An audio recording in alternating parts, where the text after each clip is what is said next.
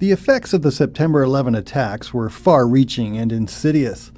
Aside from the obvious shock and emotional devastation, the event pervaded our psyches, made us question our own beliefs, and influenced, at least for a period of time, our day-to-day lives. The film industry is not immune to this type of pervasion, and in fact, for the most part, has always been a reflection of the societal consciousness. Dr. Benshoff is an associate professor of radio, television, and film at the University of North Texas, and is also a contributing author to the book Horror After 9/11. He talks to ILStv about September 11's influence on Hollywood and the horror film genre. Well, one of the things I do in terms of my career in film studies is look at the relationship between films and the culture.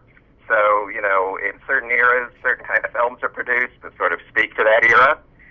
So in the case of, 9/11, this is a major sort of significant event, and it's going to be affected. It's going to, it's going to be reflected, if you will, in certain ways within the films of the period. Dr. Benshoff says that each generation has its own monster.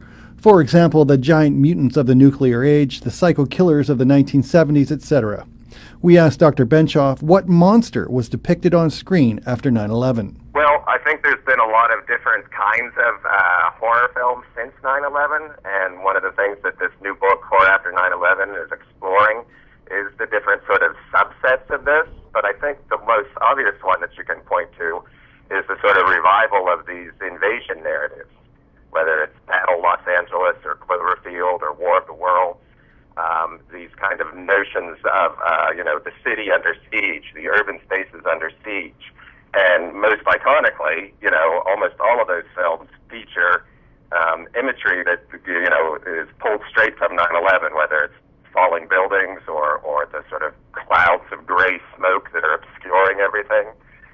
So these kinds of images show up in these films, I think, as a way that, audiences aren't directly confronting 9/11, but these are sort of part of the cultural moment, and they speak to that moment on some level, but in a more sort of safe, if you will, sort of generic way. In the horror movie, you don't have to be confronted with the actual horror of 9/11, but you're sort of working it through maybe in a sort of cathartic way, in this kind of displaced generic way. The horror film, according to Dr. Benshoff, is an allegorical genre, and one very popular with moviegoers. But is it healthy for us to see our lives depicted this way in horror films? I don't know if it helps us or hurts us, or obviously film is a business, so it allows us to capitalize on these things. I mean, there's a sense in which I find these films somewhat exploitative, that, they're using 9/11 imagery, but at the service of a giant reptile or something. It's pulling out the real horror and the real politics of the situation and giving it to us in this sort of fantasy make-believe space. And perhaps that's problematic. In my opinion, film is this sort of escapist thing, and, people don't want to be necessarily confronted with real-life horror when they go to these movies, but yet they're going to play off of and speak to those kinds of real-life situations. Some audiences probably get the allegory, other audiences probably miss it altogether, but I think it's something that fuels the popularity of those films when they're sort of tapping into iconic images and iconic sorts of things in the zeitgeist at any given moment. In the book Horror After 9/11, Dr. Benshoff theorizes that a recent very popular movie franchise was greatly influenced by the events of 9/11. One of the interesting trends, of course, is the Twilight sort of franchise. And I've written a little bit about that as also in the context of 9/11, because it's a very sort of conservative, moralistic, no sex, no biting, no blood. It's kind of the conservative Mormon vampire story. The author is a professed Mormon, and the novel and the first film are just full of all this sort of Mormon subtext. And the sort of message is, no sex before marriage, no vampire biting before marriage, et cetera, et cetera.